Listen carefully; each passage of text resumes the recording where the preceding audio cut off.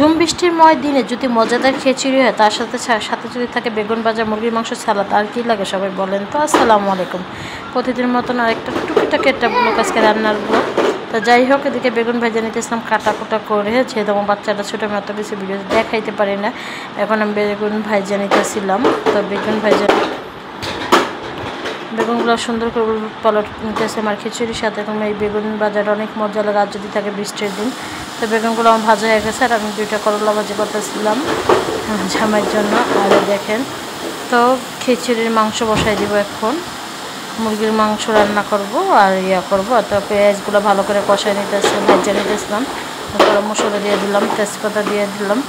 দেওয়ার পর সব মশলা এখন দিয়ে দিব একটু ব্রাউন কালার আসলে। তো দেখেন ব্রাউন কালার হয়েছে, একটু পানি দিয়ে দিব। পানি দেওয়ার পর আদা বাটা দিয়ে দিব। আদা বাটা দেওয়ার পর সুন্দর করে আদা রসুন বাটা, হলুদ গুঁড়া, মরিচের গুঁড়া, ধনিয়ার ফাঁকি, জিরার ফাঁকি সব কিছু দিয়ে ভালো করে কষাই নেব পেঁয়াজের সাথে। তো ভালো করে দেখেন আমি কষাইতেছিলাম অনেক সুন্দর করে। যত কষাবো তত তরকারি আমার কাছে মনে হয় বেশি মজা লাগে। তো এদিকে তেল না বের হয়ে পর্যন্ত আমি ভালো করে কষাইতেছিলাম। দেখেন আমার কষানো গরম হয়ে গেছে। এখন আমি মাংসগুলো দিয়ে দেবো। মাংসগুলো আমি সুন্দর করে ধুয়ে পরিষ্কার করে নিচ্ছি। তো পরিষ্কার করে নিয়ে এখন দিয়ে দেবো সুন্দর করে।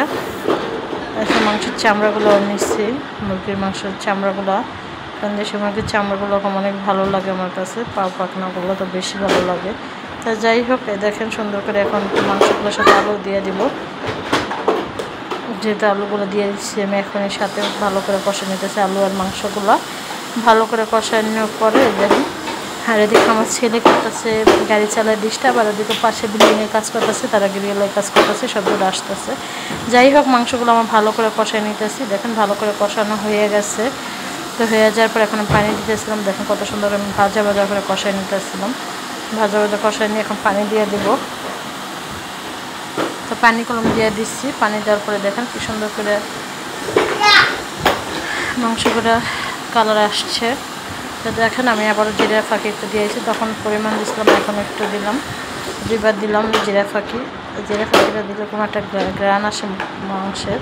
তাই দেখেন সুন্দর করে আমি মাংসগুলো পানি দিয়ে সুন্দর করে মাংস এখন প্রায় হয়ে গেছে।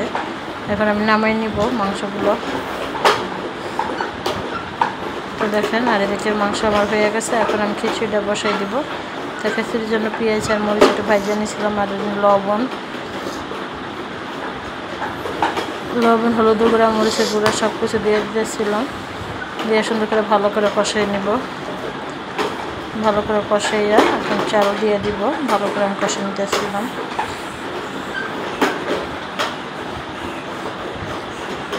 দেখেন ভালো করে কষাই নিচ্ছি। কষাই নিয়ে এখন চালগুলো দিয়ে দিব। ভালো করে কষানো হয়ে গেছে। এখন চাল দিয়ে ভালো করে মিক্স করতেছিলাম। মিক্স করার পর এখন পানি দিয়ে দিতেছিলাম। পানি দিয়ে দিব। পানি দেওয়ার পর একটা বলক আসছে। এখন চুলার পর বাড়িগুলো ভাতের চাল দিয়ে আমার কাছে খিচুড়িটা বেশি ভালো লাগে। এবং লেটকা লেটকা একটু আঠালো হয়, ভালো লাগে আমার কাছে। এরকম লেটকা খিচুড়ি মজা লাগে বেশি। তো দেখেন তো ভাতটা একটু লাড়া দিতেছিলাম খিচুড়িটা। ভালো করে লাড়াচাড়া দিয়ে সুন্দর করে নিতেছিলাম। তো এর তো আমার খিচুড়ি এরকম হয়ে গেছে। দেখেন এরকম মজাদার খিচুড়ি বৃষ্টিময় দিনে কার না ভালো লাগে সবাই বলেন তো। আর এদিকে বেগুন ভাজা দেখেন। আর আমি তো নিতেছিলাম স্টিলের বলে। আমার সবচেয়ে স্টিলের বলে খিচুড়ি জিনিসটা খাইতে ভালো লাগে, যেহেতু একটু ঠান্ডা তাড়াতাড়ি হয়ে যায়। ছড়াই দিলে আমি এদিকে স্টিল বলে খাইতেছিলাম, এত মজা লাগতেছিল। মানে অনেকদিন পর স্টিল বলে খিচুড়ি খাইতেছিলাম। আর খিচুড়ি এরকম অনেক মজা হয়েছে। মুরগির মাংস এরকম অনেক মজা হয়েছে। তো দেখেন আমি স্টিল বলে খাওয়ার কারণে আমার বাচ্চারা ছোটো কান্না করবে জন্য তাড়াতাড়ি, অনেক প্রচুর গরম ছিল খিচুড়িটা, যেহেতু বাইরে বৃষ্টি নামতেছে, এই জন্য আমি ভাবতেছিলাম তো সুন্দর করে স্টিল বলে একটু ছড়াইয়া পরে তাড়াতাড়ি করে খাইয়ে ফেলাই, যেহেতু আমার বাচ্চারা উঠে যাবে। এই জন্য আমি একটু তাড়াতাড়ি করে স্টিল বলে ছড়াই নিচ্ছি। যে খাইতে খুব ভালোই লাগতেছিলো, এত মজা লাগতেছিলো, একটা আনকমন একটা খাবার হয়েছে, এত ভালো লাগতেছিলো। তো দেখেন আমি খাইতেছি, কেমন হয়েছে ভিডিওটা সবাই একটু কমেন্ট করবেন। তো সবাই লাইক কমেন্ট শেয়ার করবেন। তো সবাই ভালো থাকবেন, সুস্থ থাকবেন, সবাই ভালো থাকবেন, সুস্থ থাকবেন।